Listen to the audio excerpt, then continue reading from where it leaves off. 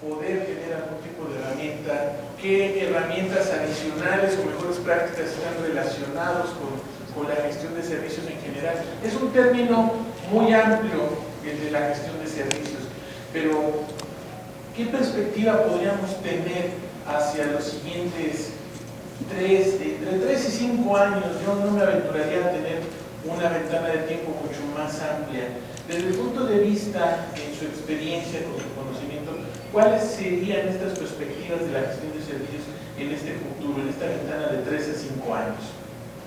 Quisiera iniciar. Bueno, hay una tendencia muy generalizada y que yo creo que son cosas que ahorita se escuchan de una manera muy etérica y que poco a poco van a ir tomando su lugar y van a ir aterrizando. Bueno, evidentemente la profesionalización de servicios va a continuar, evidentemente vamos a continuar con la mejora de procesos, la optimización. Creo que es una ruta que todos podemos ver, que es un poquito lo predecible. ¿Sale? Hay un par de tendencias que a mí me gustan mucho, que me llaman mucho la atención en general en el área de servicios. Una es algo que le llaman, no sé qué tan familiares estén, gamification, ¿no? Que es el tratar de convertir la operación de una organización, emularla como a la realidad que vivimos hoy en día con las redes sociales, con los juegos de manera remota, cómo gamificar, cómo hacer como un juego para toda la organización, todo este tipo de monitoreo. Yo creo que es una de las tendencias que yo veo que van a comenzar a llegar ya pronto. Y la otra, definitivamente, el hacer una interacción pues adecuada a lo que estamos viendo hoy en día. Hoy las redes sociales son sumamente fuertes, el poder del consumidor es muy grande, un consumidor tiene muchísimo poder, más que antes, porque puede hacer valer su voz a través de las redes sociales, y dentro de la organización la tendencia también va a continuar. Mientras le damos la voz al usuario, a los usuarios de negocio, para que ellos también puedan ir calificando el servicio, para que puedan ir entendiendo justamente el valor del negocio que les está entregando OIT. Entonces yo creo que a lo mejor si hay dos tendencias que yo veo, aparte de obviamente la tendencia tradicional de mejora de procesos, estructura, etcétera, dentro de la parte un poquito más etérica, son dos tendencias que yo veo que me gustan mucho y que veo muy claras que pueden estar llegando en los próximos 3 años.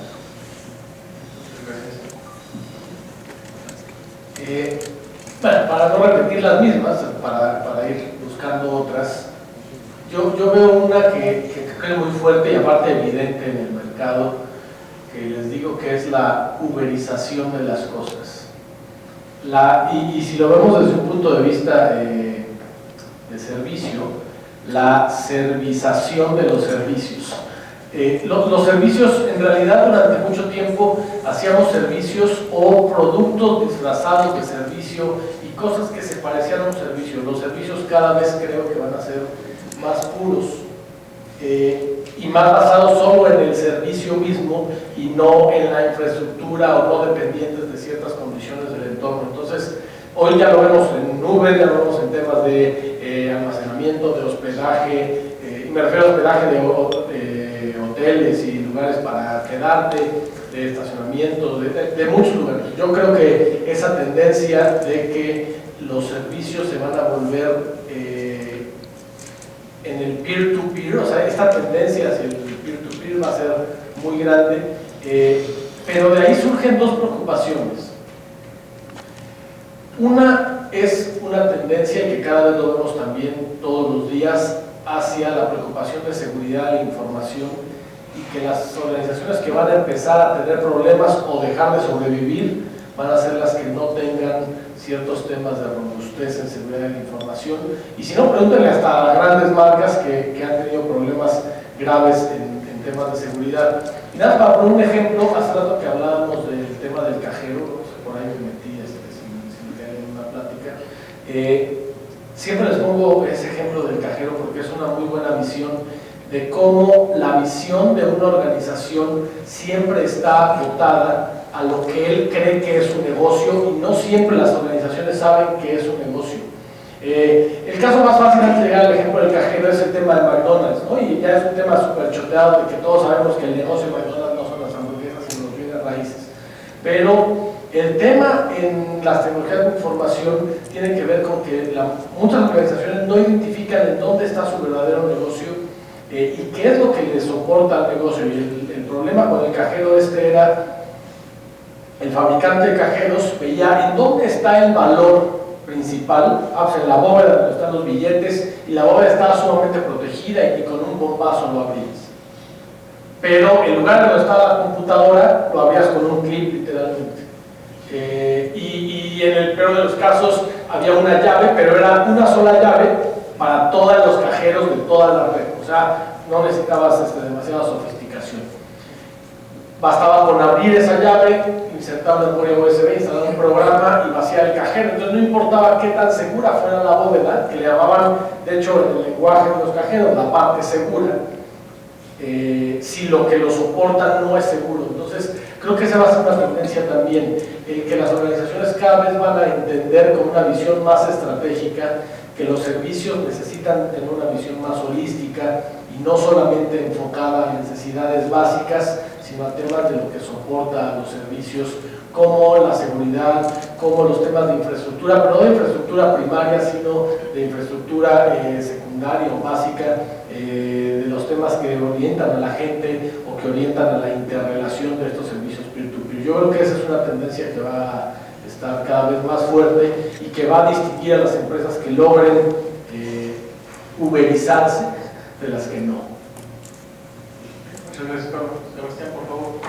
Gracias. Bueno, en principio me parece interesante, creo que coincidimos bastante en lo que estamos viendo todos respecto a lo que es tendencias. Yo voy a retomar un poquito el tema de gamification, me parece que es una de las prácticas que están involucrando mucho más y trabajando mucho en el tema de colaboración de las personas que somos parte de servicios. Y nosotros en realidad también, de hecho en la práctica que ofrecimos, hablamos de un concepto que se llama Workforce Enablement, que es justamente lo que también nosotros vemos como una tendencia, hacer que la fuerza de trabajo, que quienes estemos involucrados no solamente como proveedores de servicios, sino también como usuarios y clientes de servicios, estemos involucrados en el tipo de servicios que queremos, qué es lo que estamos demandando y qué es lo que realmente vamos a obtener como resultado. Hacer que no solamente estemos expectantes de lo que nos pueden ofrecer, sino ser parte de esa oferta a través de lo que es la demanda e incluso a través de los aportes que cada uno de nosotros estamos haciendo hacia los servicios que estamos pidiendo.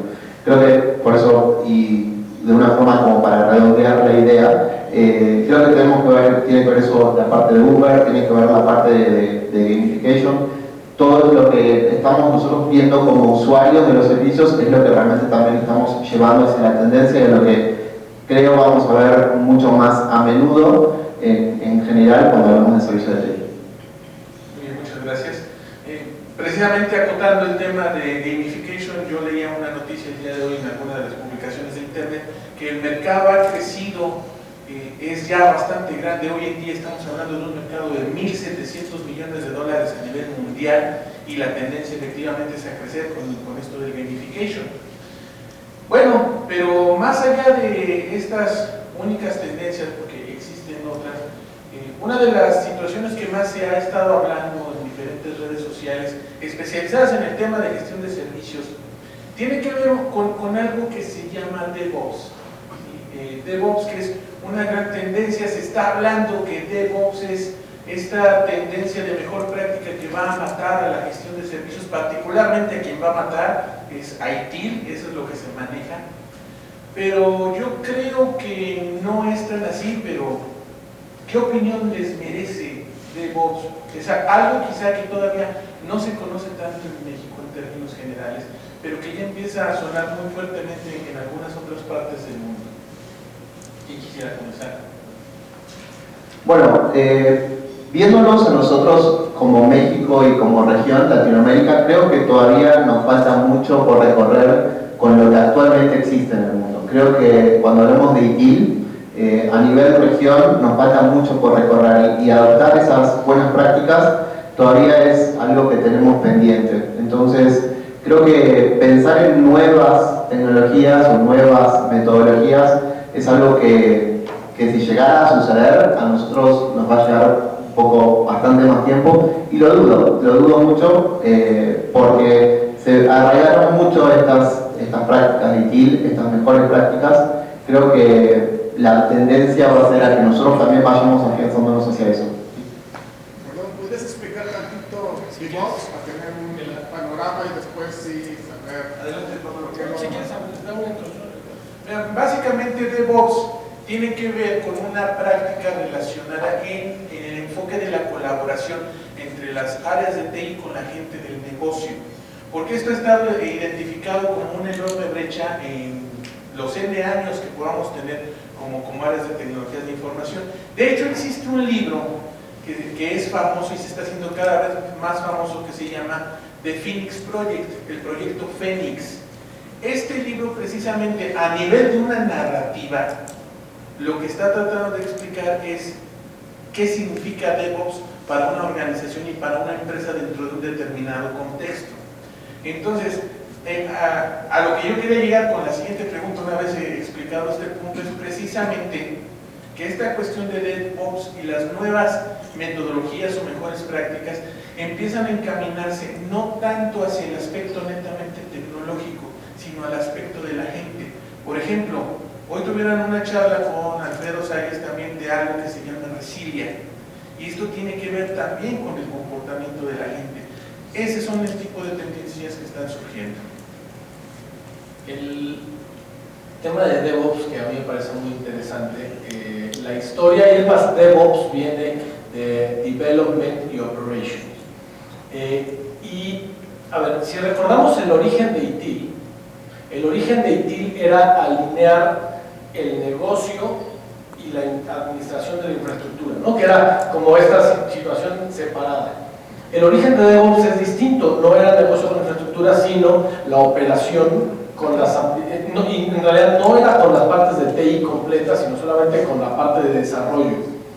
De tal manera que la gente dedicada al desarrollo, ayer en una de las pláticas, no me acuerdo quién dijo, creo que fue Omar, yo nunca he visto a alguien que haga, viendo la administración de las operaciones, sentándose en el cajero y haciendo, no, que los ejemplos sigan. Lo que comentaba yo en la charla de ayer era que muchas veces la gente de TI se considera expertos en los procesos de negocio, y que yo no he visto peor que a nadie de TI haciendo una venta, por ejemplo. Exacto, poniéndose en el cajero, en las ventas, o atendiendo a un cliente, o contestando el teléfono, o haciendo este tipo de cosas. Entonces, la naturaleza de DevOps y el origen de DevOps es que la gente de desarrollo se involucra en la operación para entenderla y después se haga el desarrollo.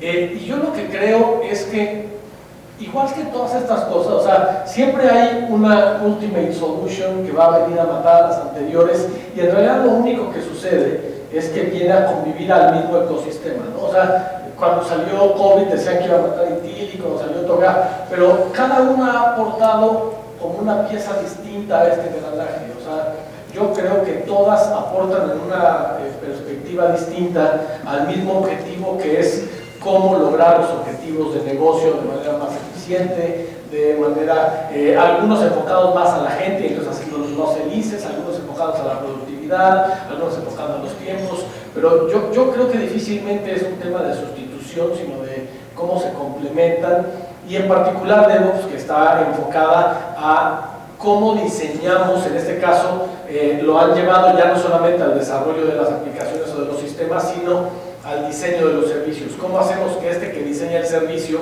antes de diseñarlo, se siente a hacer servicio y luego se ponga a diseñarlo? Entonces, yo creo que esas cosas van a ayudar más que a restar.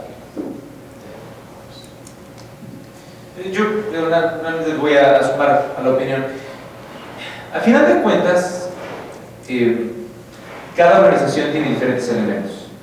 ITIL, por ejemplo, los problemas, los incidentes van a seguir ocurriendo, y se tiene que haber una gestión de toda la operación. Entonces yo tampoco veo a DevOps como una sustitución de ITIL. Sí veo muy claramente una tendencia evolutiva en donde el negocio y TI cada vez se integran más, ¿no? Eso sí lo veo muy claramente. Un caso muy concreto es, por ejemplo, mencionaba hace rato, una de las empresas más grandes del mundo, General Electric, solía tener su división de tecnología de información centralizada, ¿no? Estaba el corporativo de GE y tenía la parte de sistemas, y estaba totalmente centralizado. La tendencia ahora, muchas de las cosas que he visto, es que el área de tecnología de información ya no está necesariamente aislada como un ente, se está integrando con el negocio, ¿no? Entonces, eso, yo creo que eso como tendencia global sí veo que es lo que está sucediendo, y cada vez hay más integración porque la brecha existe. La brecha entre tecnología, entre desarrollo de aplicaciones y la brecha del negocio es una brecha que sigue existiendo hoy en día, que es importante que se rompa. Entonces, independientemente del framework que se vaya utilizando, lo que sí ve muy claro es esa integración de tecnología con el negocio. Muy bien, muchas gracias.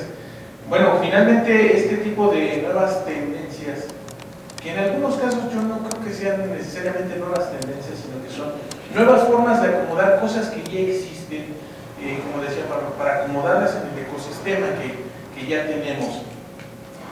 Sin embargo, hay un tema muy en particular que creo todos nosotros en lo general, a menos que haya gente aquí que sea de menos de 25 años, ¿sí? Hay un tema que tiene que ver precisamente con esta cuestión generacional, ¿sí? Los millennials. Hoy en día es todo un tema en diferentes ámbitos relacionados con la gestión de servicios, con aspectos de tecnologías de información, porque estamos conviviendo prácticamente entre 2 y 3 generaciones dentro de las empresas, en las diferentes áreas y en particular en las áreas de tecnologías de información. Lo que nos hemos encontrado es que quienes están a la cabeza son de generaciones anteriores, pero quienes están realmente ejecutando en la parte de la operación son este grupo de jóvenes millennials que tienen una manera muy diferente y de veras muy extremadamente diferente forma de pensar.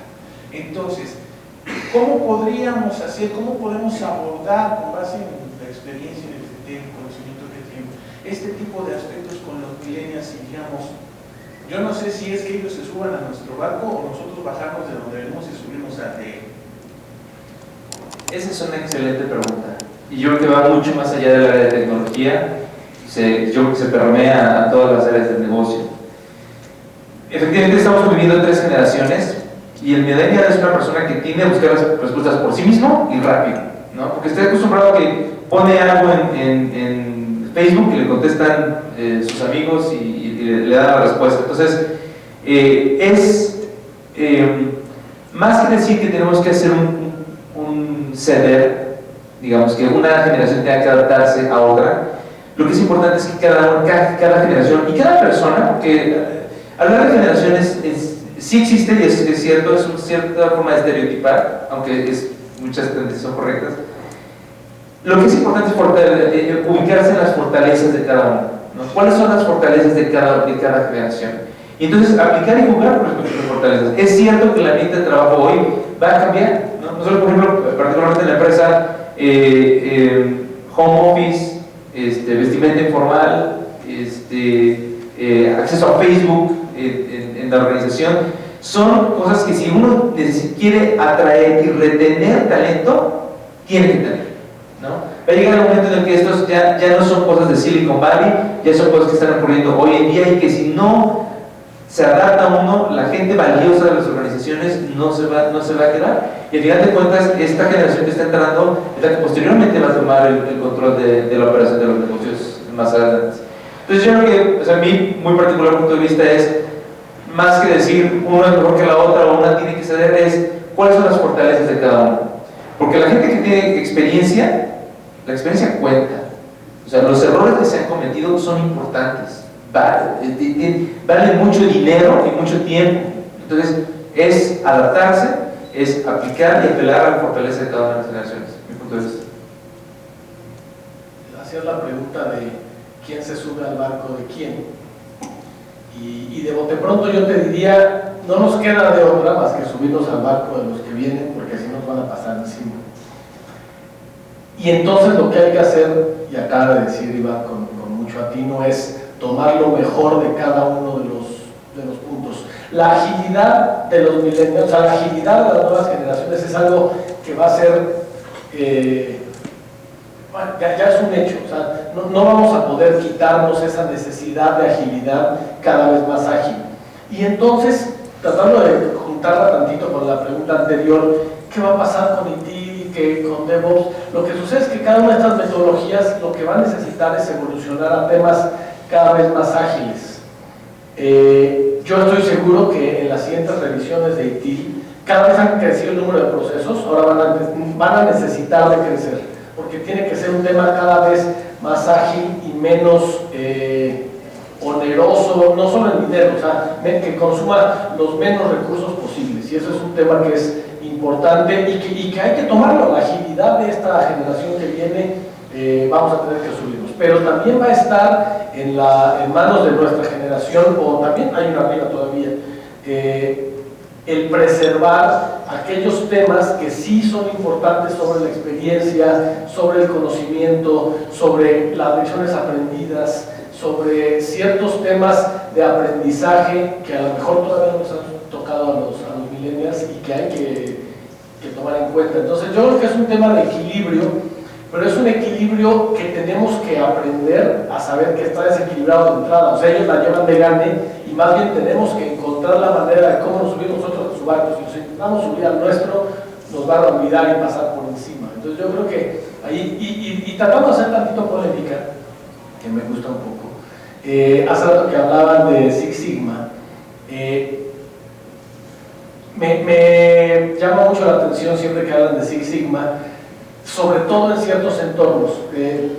Y el asunto, y tratando de hacer polémica, no como un ataque, sino solo como polémica, específicamente en el tema de seguridad de información, por ejemplo, me encanta cuando se ponen a tratar de hacer Six Sigma a los incidentes de seguridad, cuando tienen una muestra de 10, o sea, la naturaleza de una metodología como Six Sigma se basa, y en su origen matemático, se basa en muestras que originalmente eran de millones de muestras. O sea, si tratamos de verlo en desviaciones estándar, cualquiera que entienda el concepto de una desviación estándar, para llegar a 6 desviaciones estándar necesitarías millones de muestras en tu universo para entender que hubiera 6 sigmas.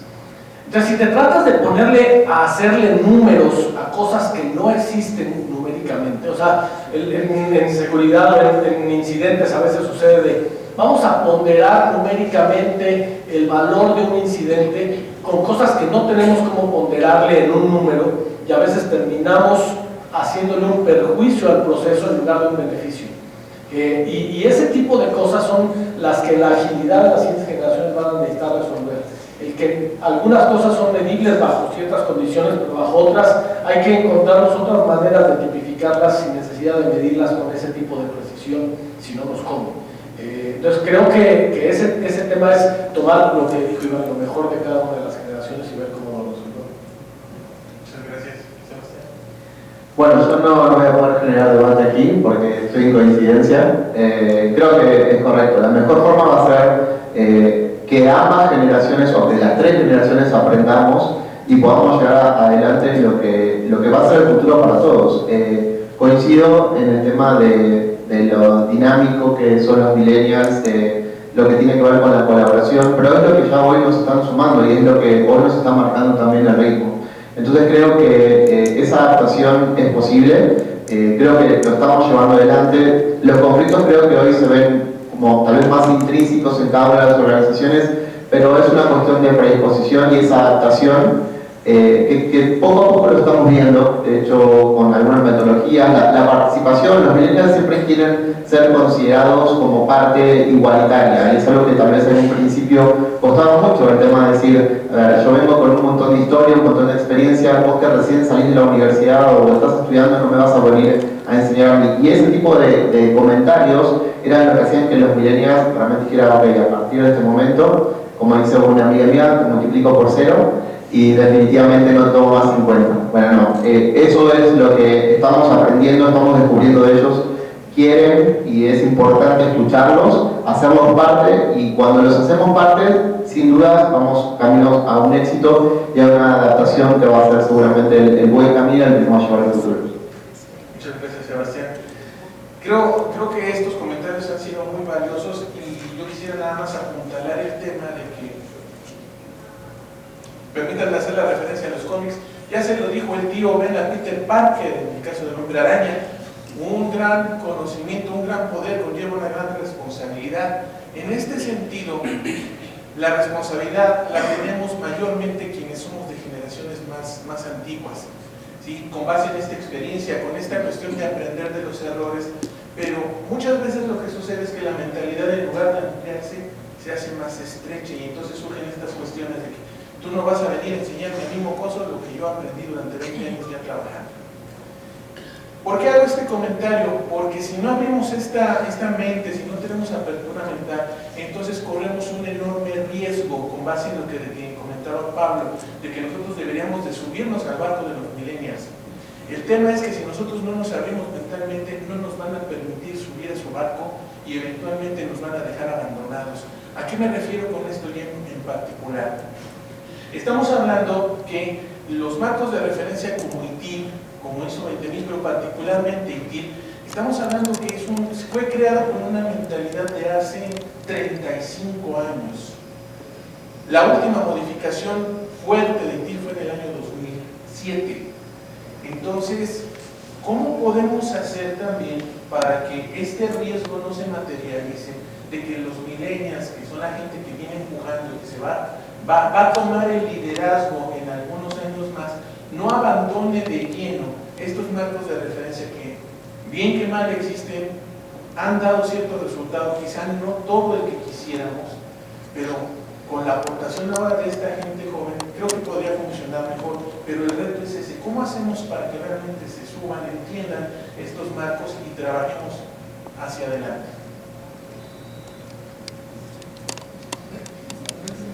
A ver, yo creo que hay dos visiones.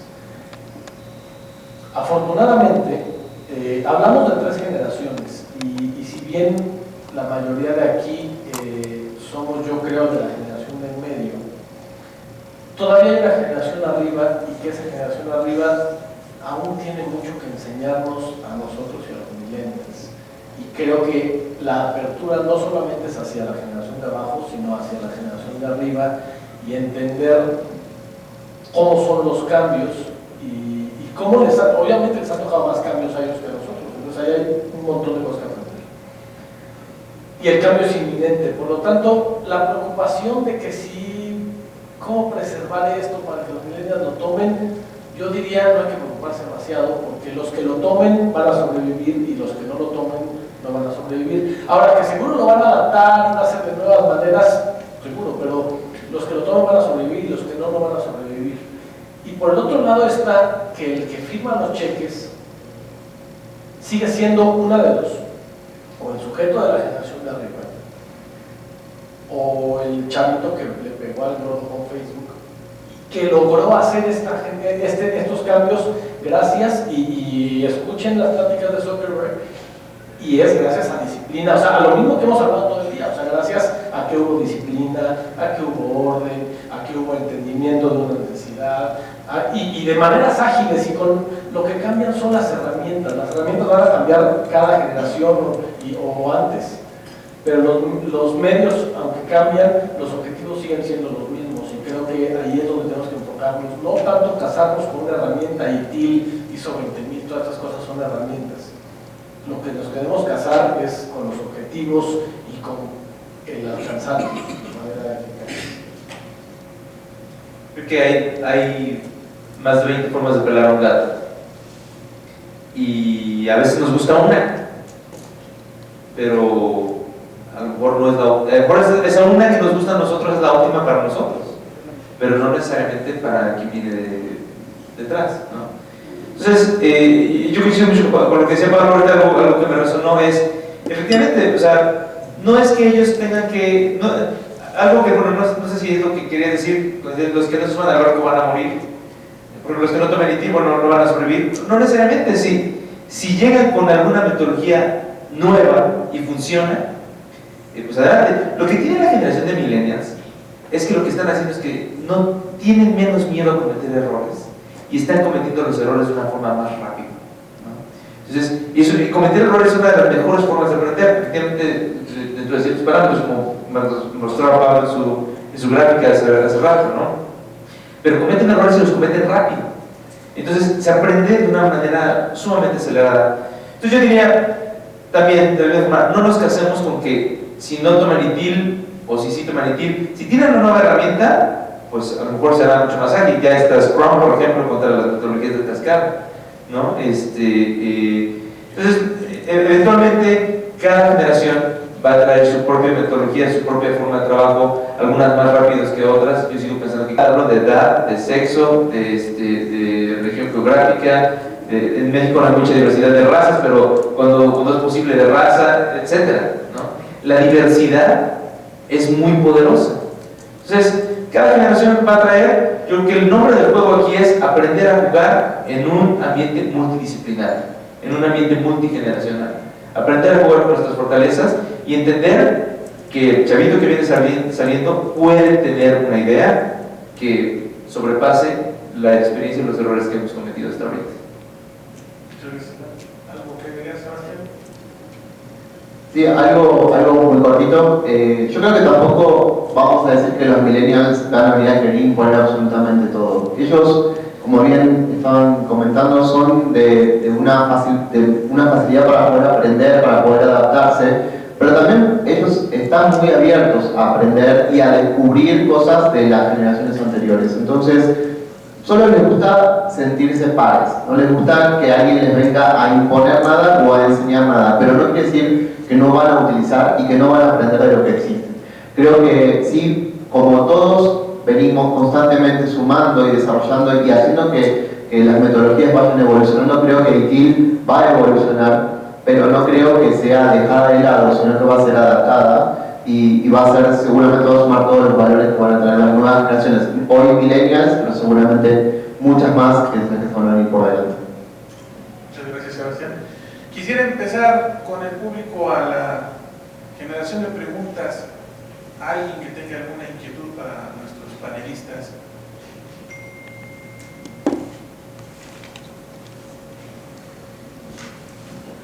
Otra vez, buenas tardes. Una preguntota. Ya nos lo pusieron muy bonito, que TIL, que las 3 generaciones, que hay que estar agarrados de la mano y que hay que ir caminando para adelante. ¿Cómo manejan ustedes la nueva disposición, en primera por parte de las empresas, para que ninguno de los estándares de TIL o de ninguno de los que ustedes han planteado se lleve a cabo? Más aparte, vienen los pseudo profesionales que son de esa generación a hacer el trabajo de una forma no organizada, mal hecha, barata, y para colmo la compran antes que a cualquiera de ustedes.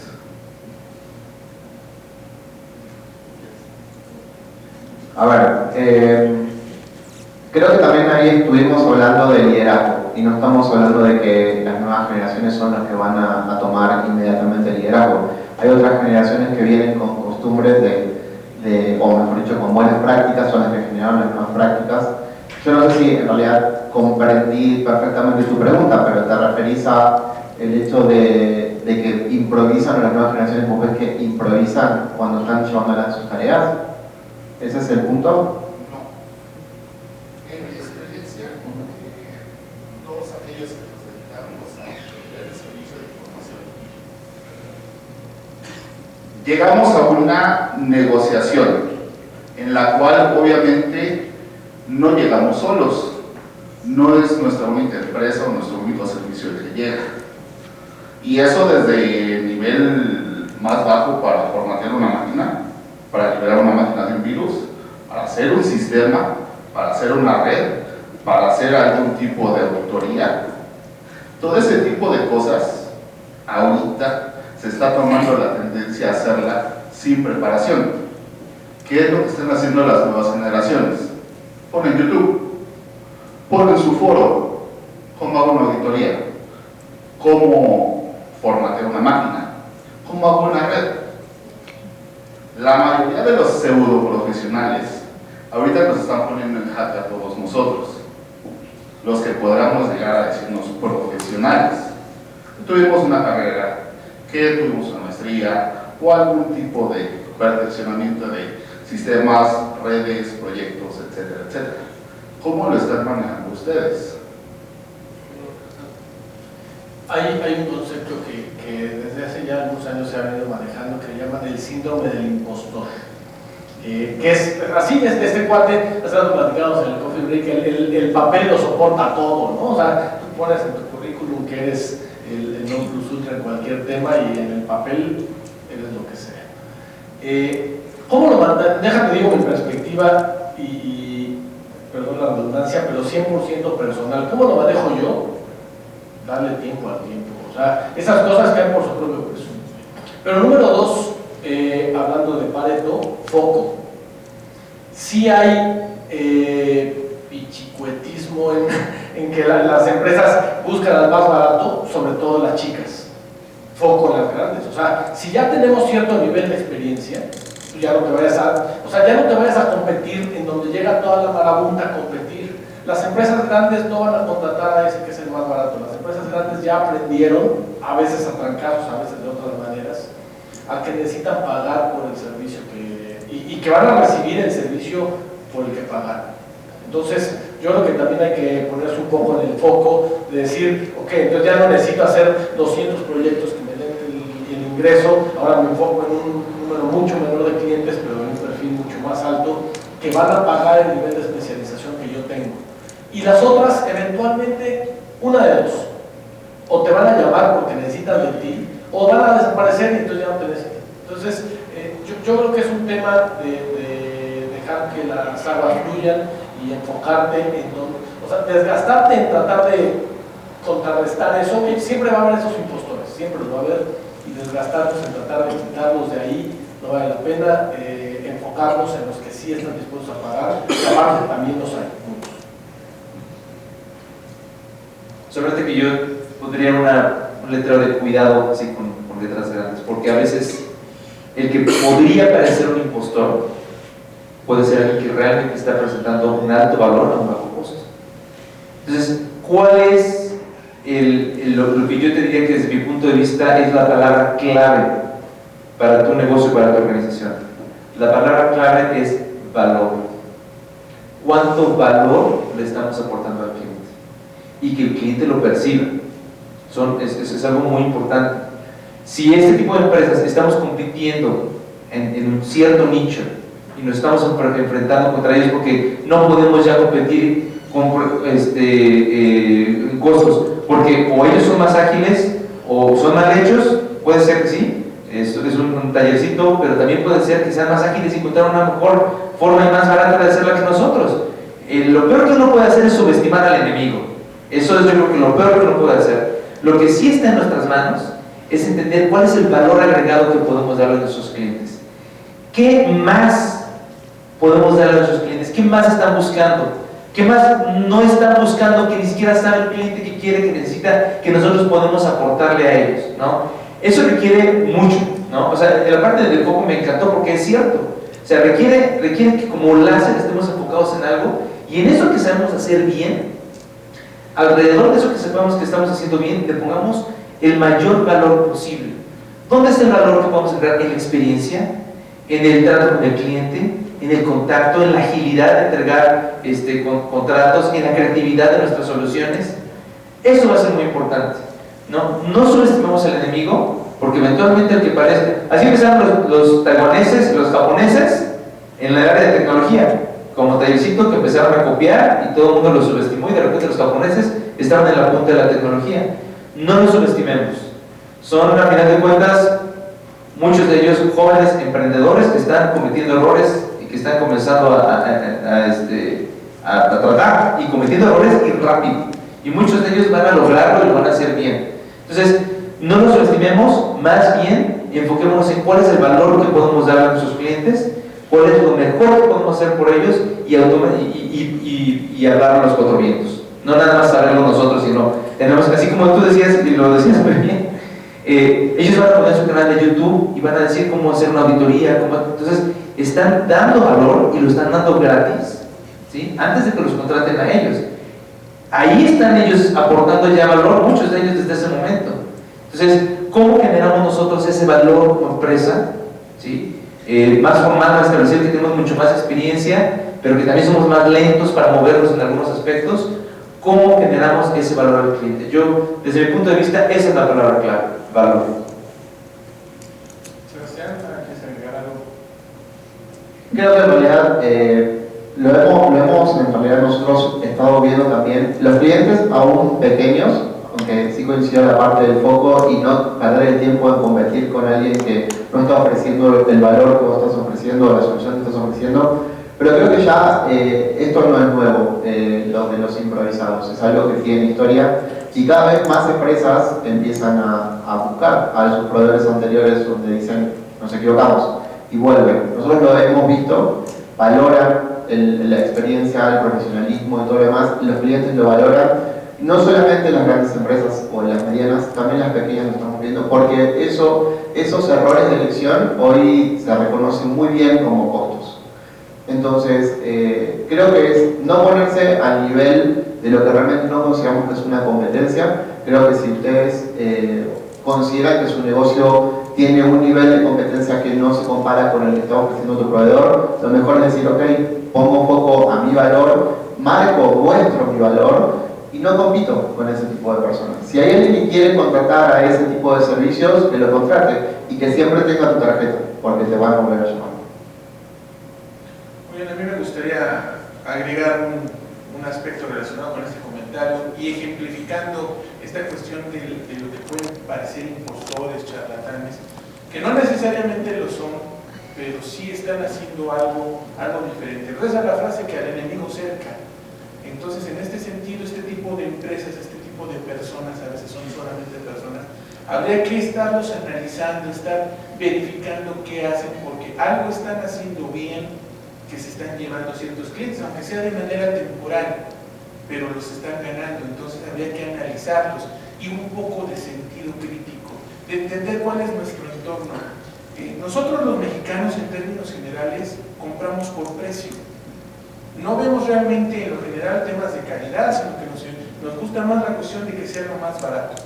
Hace cosa de un mes y medio me encontré un anuncio en Facebook de una empresa que se dedica a dar cursos y decía, todos los cursos que ustedes quieran, más de 1000 cursos de seguridad, de ITIL, de COVID, de lo que quieran, hasta de Microsoft y demás, por $99.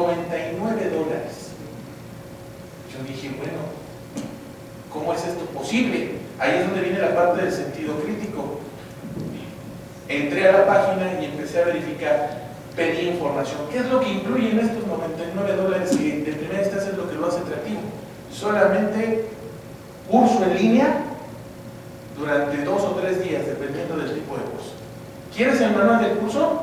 Te cuesta $150 más. ¿Quieres el examen de certificación? Te cuesta $250 más. ¿Quieres adicionalmente un kit de preparación que te ayude a pasar el examen? Te cuesta otros $300. Cuando empiezas a sumar este tipo de cosas, te das cuenta de que te están dando gato por liebre. Pero tiene que haber un poco de sentido crítico para poder llegar a una conclusión. Y que como proveedores en un mundo donde hay competencia, y eso es claro que lo debemos entender, pues podamos entonces definir algún plan de acción estratégico, táctico, que permita mostrar el valor, enfocarnos en nuestras propias fortalezas para que esos clientes potenciales nos volteen a ver a nosotros después de que quizá probaron y les dejaron un sabor de boca amargo. Y no olvidar que hay lo que acabas de decir, seguro hay algo que le podamos aprender a esos. O sea, a lo mejor son impostores, a lo mejor no, pero seguro, aunque sean impostores, algo les podemos aprender. O sea, y si encuentras uno que sea suficientemente barato, igual mejor lo contratas para que la pruebes por hoy. Muy bien, por acá tenemos otra pregunta. Sí, mi nombre es Armando González y yo quisiera preguntarles, digamos, hablando un poco de tendencias tecnológicas y relacionándolo con modelos de negocios, en temas de tecnología, todo está apuntando a que se está moviendo en temas de servicio, incluso industrias se están transformando ¿cómo se llama? O están generando nuevos modelos de negocio en la industria automotriz y algunas otras industrias están en ese tema. Pero yo quisiera preguntarles, bajo este nuevo movimiento, en donde todo apunta a ser servicio y se están generando nuevos modelos, ante toda esta revolución que se está dando en ese ámbito, digamos, ¿cuáles son los elementos que se deberían de tomar en cuenta para visualizar cuáles de estos modelos pueden ser más exitosos a un mediano y largo plazo, ¿no? No sé si pudieran comentar algo al respecto. Porque está el software como servicio, infraestructura como servicio, y todo apunta a que va a ser un servicio en un futuro, ¿no? Correcto, o sea, ¿te refieres a contratar los servicios de los proveedores, por ejemplo, software as a service, infrastructure as a service, ¿qué es lo que implica? ¿Cómo podemos realmente entender si es un movimiento correcto para la organización? Exacto, ese es por uno, y por otro los elementos que yo debería tomar en cuenta para eso, ¿no? Okay. Algo muy importante, y Pablo lo menciona de manera repetida, es entender cuáles son los objetivos de la organización, ¿no? ¿Qué es lo que realmente la organización quiere? Hay organizaciones para las cuales todavía, cada vez menos, pero bueno, dependiendo del tipo de organización, a lo mejor es más tener las cosas in-house, por ejemplo, dentro de casa, ¿no? Más cerrado, dependiendo de los objetivos. Entonces, lo primero y más importante es cuáles son los objetivos globales de la organización, hacia dónde se quiere mover, ¿sí? ¿Cuál es la visión que tiene en 10, 15, 20 años? Para que entonces a partir de ahí se puedan empezar a tomar las decisiones adecuadas. Eso en primera instancia, digamos que a nivel macro. En el análisis ya a nivel tecnológico, lo que es importante es entender justamente cuáles son, a mí me gusta el lenguaje de Six Sigma, que le llaman el CTQ, es Critical to Quality. ¿Cuáles son los elementos que son críticos ya para el área de tecnología y el área de negocio, que se consideran críticos para la calidad? La disponibilidad, la reducción del riesgo, la reducción del costo, la reducción de servicios. O sea, ¿cuáles son los elementos que se consideran críticos para que la organización pueda funcionar de una manera exitosa? Y con base en esos criterios que se establecen, entonces sí, determinar cuáles son las alternativas que tenemos y con esas alternativas, bueno, cuál es realmente hacia dónde podemos movernos. En la medida en la que se pueda de alguna forma cuantificar esto, normalmente es más fácil tomar una decisión. Y por ejemplo, tenemos esas tres plataformas. Incluso ya, por ejemplo, si ya decidimos irnos a la nube, ¿con quién nos vamos? ¿Nos vamos con Amazon? ¿Nos vamos con Azure? ¿Nos vamos con Google? ¿Con quién nos vamos? Entonces, en la medida en la que se puedan cuantificar, pero partiendo de los objetivos organizacionales, vas a tener una muy buena herramienta para poder hacer la toma de decisiones. Yo les decía hace rato que las organizaciones que van a empezar a tener un despegue fuerte de las demás son las que logren uberizar sus servicios. Y eso depende de tres factores.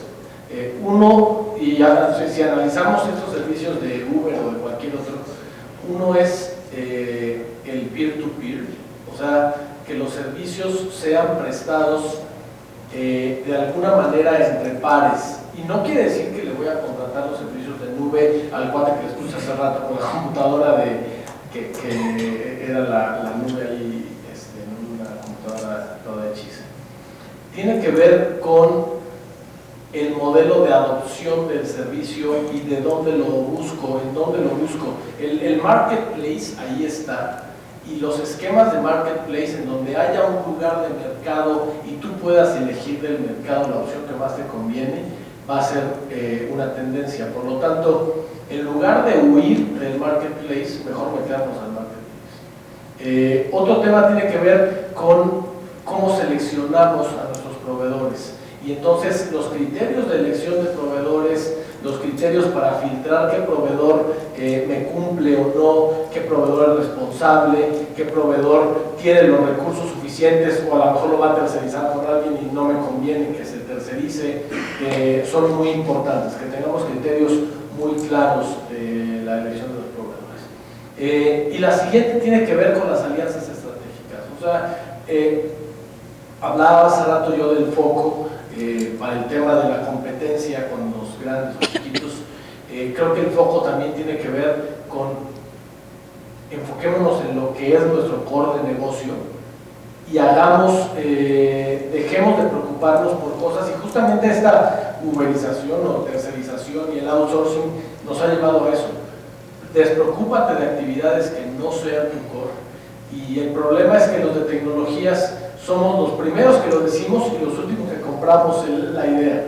Entonces necesitamos también adoptar ese tema y buy our own product y irnos por ello, porque no hemos sabido hacer las alianzas estratégicas adecuadas para sí generar ese one-stop shopping, pero no solitos. O sea, nos las queremos comer todas solitos en lugar de generar un marketplace en donde ayudemos al cliente a generar una solución, no a venderle. Bueno, no tengo mucho que agregar más que este concepto, me parece interesante. Hoy estamos hablando de alianzas, hoy estamos hablando de colaboración, Y en los negocios, y cuando se va a trabajar en esto de ofrecer un producto que antes era más un activo y hoy lo estamos ofreciendo como un servicio, la mejor forma de poder lograr el resultado que estamos buscando es siempre buscando lo que son las alianzas correctas, buscando en las referencias. Vivimos en un mundo muy comunicado, entonces si uno necesita saber referencias de sus proveedores, de quién va a ser ese socio de negocio, ya ni siquiera verlo directamente como un proveedor, sino alguien que va a estar manejando nuestra información, que va a tener información muchas veces que es sensible para la organización, si así decide la organización llevar eso hacia un servicio administrado, entonces tenemos que realmente empezar a ver a la empresa proveedora como nuestro socio de negocio. Ya dejar de verlo como alguien a quien me tiene que entregar algo y yo le voy a pagar por eso que me va a entregar. Es un socio y los valores que vamos a intercambiar son muy importantes. Entonces, cuando yo voy a pensar en eso, tengo que realmente cambiar la mentalidad, decir, ya no voy a comprar algo, lo que voy a hacer es me voy a asociar con alguien para poder lograr tener el servicio que necesito. Y muchas veces, para poder lograr tener el servicio que necesito, tengo que colaborar con mi socio para que me lo pueda llegar a ofrecer. Entonces, creo que ahí es donde esa es la mentalidad que tiene que ir migrándose y es la que nos está llevando a modelos como el que estuvimos comentando. Muy bien, dos últimas preguntas, por acá la penúltima. Más que preguntas, sería una idea. Antes que nada, pues agradezco a todos los panelistas por habernos compartido sus experiencias. Y bueno, yo estuve los 2 días y en de estas conferencias yo lo que me llevo es estas 3 palabras claves: complemento, evolución y adaptabilidad. Yo creo que de todos los panelistas ninguno se atrevió a señalar directamente cuál es la mejor, hablando de normas, hablando de ISOs, hablando de metodologías. Nos debemos de adaptar a las necesidades de cada cliente, independientemente del negocio. Creo que todos aquí tenemos clientes de diversos giros y no siempre son los mismos problemas, son similares, pero no iguales. Entonces debemos de adaptarnos a las necesidades de todos nuestros clientes. Debemos de ser el complemento como área de TI para generar el valor al negocio al cual estamos ofreciendo nosotros nuestros servicios, para así poder evolucionar el giro en el que nos estemos desarrollando, hablando del cliente. Entonces, yo me llevo estas 3 palabras: complemento, evolución y adaptabilidad. Y yo creo que estas 3 palabras las podemos poner en cualquier ámbito, hablando del ámbito de las generaciones. Yo no comparto el sentido de que nos debemos de subir o que ellos se suban a nuestro barco. Debemos de ser el complemento. La generación millennial viene con nuevas ideas, sin embargo no saben todo lo que ha pasado detrás y de todo lo que hemos vivido, esa transición de lo análogo a lo digital. Y si ellos no lo saben, pues va a ser un conocimiento conocimiento que no se comparte, no tiene razón de ser. Entonces creo que debemos de ser el complemento para que juntos evolucionemos con las ideas que traen los millennials y nos podamos adaptar a los cambios que vienen, porque todo esto es un cambio. Gracias. Muy bien, por acá la última pregunta.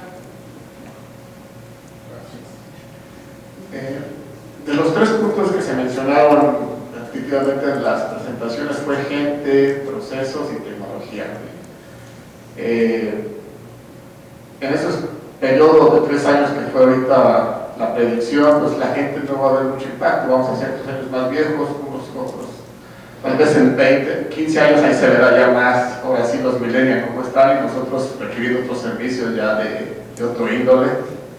En procesos, bueno, de salud todo eso. En procesos pues vendrá DevOps y ya veremos qué tal viene. Y en tecnología lo que viene siempre, yo creo que es el driver ahorita en tecnología, y ahí sí estamos montados todos millennials, y para ellos es la herramienta que nos hace ser emprendedores, innovar. Y mi pregunta es, ustedes, cada uno no sé, tienen su propia empresa, es la primera pregunta, y si la tienen, ¿qué los hizo emprender su propia empresa? Y si no la tienen, ¿por qué no la han emprendido? Y para todos los que estamos aquí, pues es emprender nuestra propia empresa. Si queremos hacer un cambio, pues hagamos nuestra propia empresa. Déjame responder la primera parte que no era pregunta, sobre, decías que no cambia tanto la gente y no cambian tanto los procesos y más la tecnología.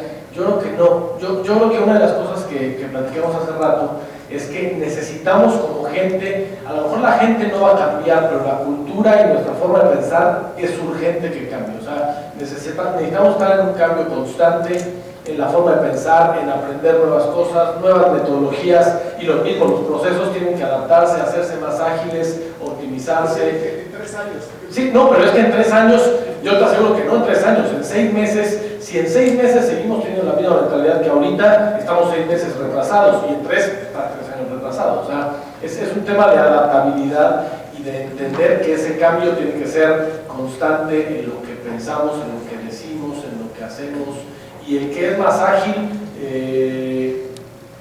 va a ser más rápido, y el que es más rápido le va a ganar a los demás. Entonces, yo creo que eso es un punto importante.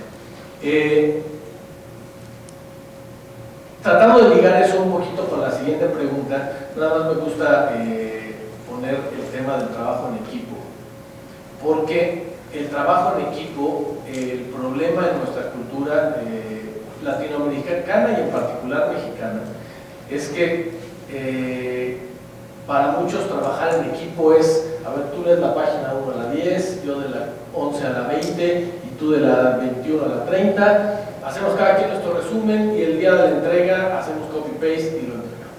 Y eso no es hacer trabajo en equipo. O sea, el problema es que tenemos una muy mala cultura de trabajar en equipo, para integrar, nos tomamos personal las cosas fácilmente en una discusión. Es más, en el contexto mexicano, discusión se ve como algo malo, cuando discusión, tú hablas en Europa de discusión y es algo que enriquece, no que perjudica. Entonces, tenemos un problema cultural y contextual ahí que necesitamos cambiar, y uno de ellos fuerte es el trabajo en equipo, que seamos más capaces de colaborar, de discutir, de debatir, de encontrar soluciones conjuntas, no cada quien por su lado, y entonces ahora sí emprender.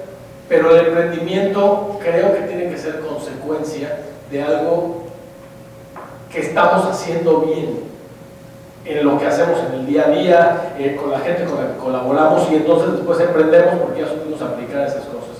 Esa sería mi lectura de esas preguntas, ¿verdad? El llegar al emprendimiento, lo que pasa es que los emprendedores, cuando nos cuentan la historia, pero ahora en reversa, de cómo lograron llegar a donde ya están, es porque ya llegaron. Y hay cosas que a veces es difícil haberte dado cuenta en el camino que hiciste antes de haber iniciado el camino, porque ya estabas haciendo cosas bien. O sea, esas personas que ya lograron Facebook, que ya lograron Google y que ya lograron el ejemplo que éramos Uber, no empezaron Uber el día que empezaron Uber, empezaron porque ya traían un tema cultural en su familia, en sus amigos, en sus relaciones. Y creo que ahí es una de las claves fuertes para el emprendimiento. El emprendimiento no inicia en el emprendimiento inicia en la cultura que tengamos de colaboración. Bien, bueno, en mi caso, no respondiendo directamente a la pregunta, no voy a entrar en toda la introducción. No tengo una empresa propia, pero sí soy parte de un proyecto que me identifica mucho. Y creo que eso fue el motivador. Aparte, llevo tan solo 2 años aquí en México, así que tampoco puedo llamar mi propia empresa todavía, pero en 3 años podemos hablar, tal vez si ya tenga mi propia empresa, pero hoy estoy siendo parte de un proyecto que me identifica. Y un punto que dijo Pablo que me parece muy bueno es el tema de una empresa en la que tengo la posibilidad de ser parte de un equipo, no soy un empleado más. Y eso es algo que en realidad es mucho más motivador a ser parte de un proyecto, lo que hace que hoy ni siquiera esté pensando realmente en armar una propia empresa, porque el modelo que yo tengo y esto de colaboración, de trabajo en conjunto y de crecimiento, hoy lo encuentro en el equipo de trabajo del que soy parte. Entonces, mi caso en particular es eso, y creo que me está permitiendo crecer, y es uno de los anhelos que yo tengo para elegir profesionalmente cómo avanzar. El día que sienta que no estoy creciendo, es muy probable que busque una alternativa como hacer mi propia empresa, pero hoy lo estoy logrando y eso es lo que me motiva. Y no respondí, mi déficit de atención no me permitió llegar un poco, pero no solo una, yo llevo como 9, de las cuales 7 ya no lo lograron y hay 2 ahí van, ¿no? Entonces, O sea, yo se trata de porcentaje de bateo. Yo todavía le explicaba a unos chavos, doy clase en la universidad, y les decía, a ver, un bateador para ser superestrella solamente necesita batear el 30% de las veces bien. O sea, ustedes ven un porcentaje de bateo y es .3 el que es superestrella, ¿no?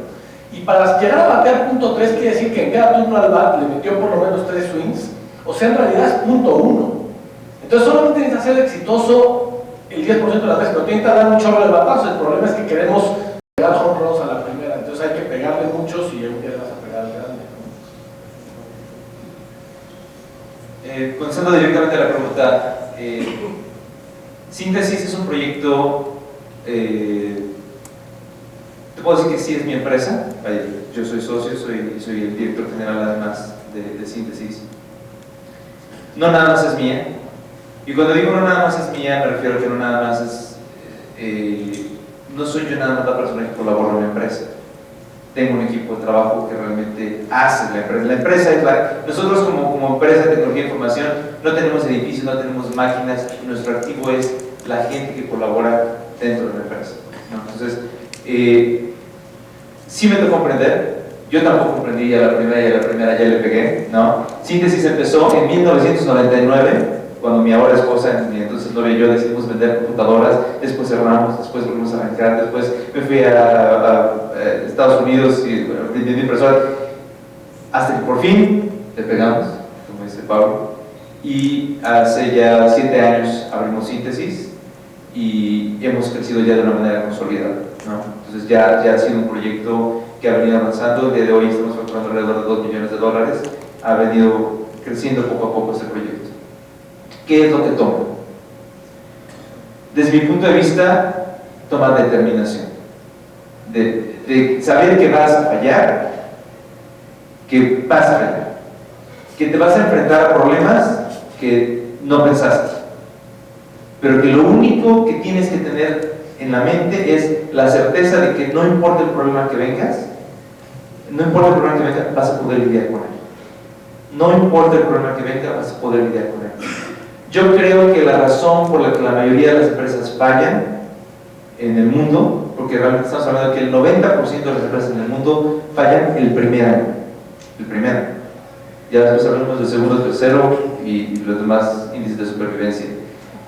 La razón fundamental por la que fallan es la falta de paciencia, únicamente, porque si tienes la paciencia, buscas los recursos, te adaptas, fallas, te vuelves a levantar y te vuelves a caer y te vuelves a levantar, es el mantenerse de una manera consistente.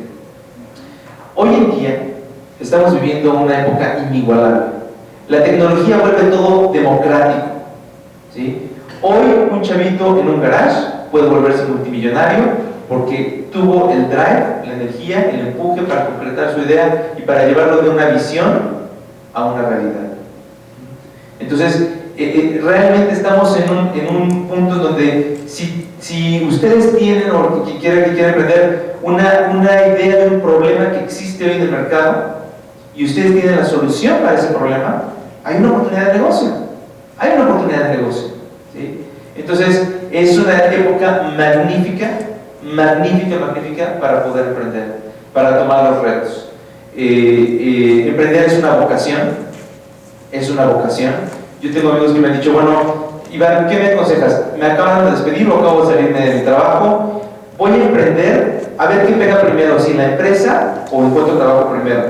Y mi respuesta es, si es eso, ni lo intentes, amigo, ¿no? Porque el que quiere emprender tiene que estar determinado que va a fallar y se va a enfrentar al cielo y al infierno y tiene que continuar hacia adelante, ¿no? Entonces es realmente un proceso muy hermoso de crecimiento personal, de ir ampliando las experiencias. Vivimos en una época fantástica, absolutamente democrática. Cualquier persona puede, con una visión y consistencia, poder crecer, siempre y cuando encuentre un problema, cómo resolver el problema, y lo que platicamos hace ratito, un valor agregado. ¿Qué valor agregar a las organizaciones? Desde mi punto de vista. Muy bien, muchas gracias.